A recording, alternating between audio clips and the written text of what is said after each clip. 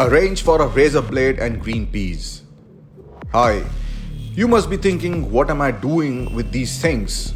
First, you don't cut peas. Second, even if you want to, you don't do that with a razor blade. Third, and the most important, I don't cook meals, I cook stories. Automotive stories, and here is one.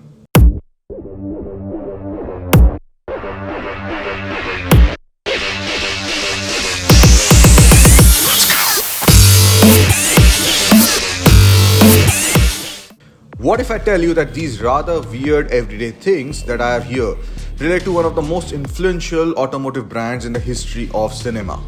GoldenEye, Goldfinger, Casino Royale, and so on. Most of you get it now.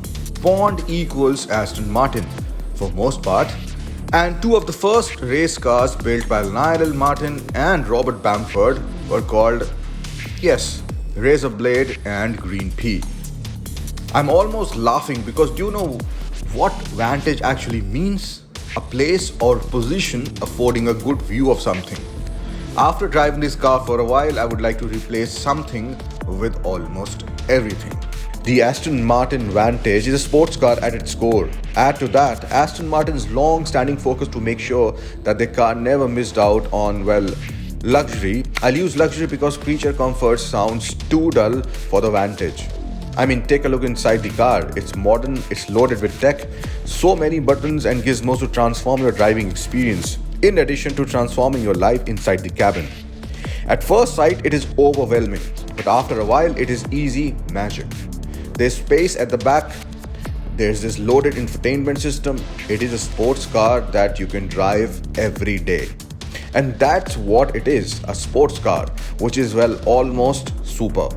With a 4-liter twin-turbo V8 in the front, transmitting 503 horses and a whopping 685 Newton-meters of torque to just one set of wheels, which is at the rear.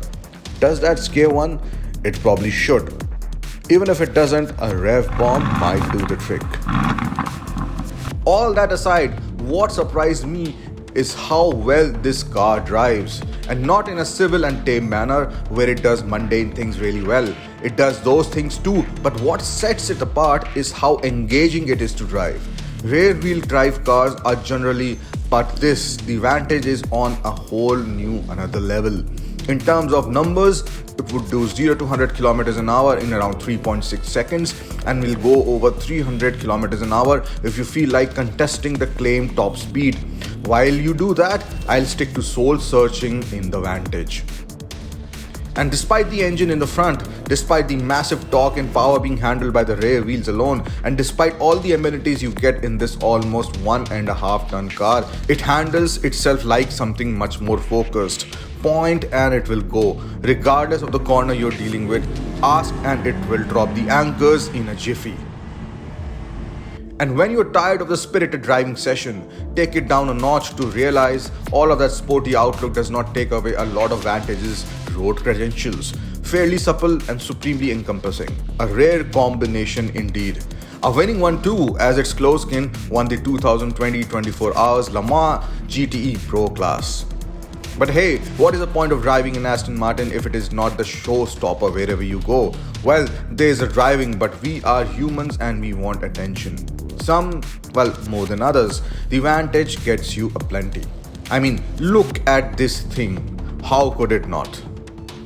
The sharp headlights, the contoured hood, and body panels shaped by the wind, the muscular flanks. It is function in terms of aerodynamics, but the form. Damn, that is some form. And then there is this familiar Aston Martin grille to tell you that it is one of the Britain's finest. If the insignia on the hood didn't already convey that. But there is one angle from where it looks the most special. The rear. Actually, the 3/4 rear. The slim tail lamps, the exhaust pipes, the rear diffuser and that integrated spoiler-like snout. I just love it.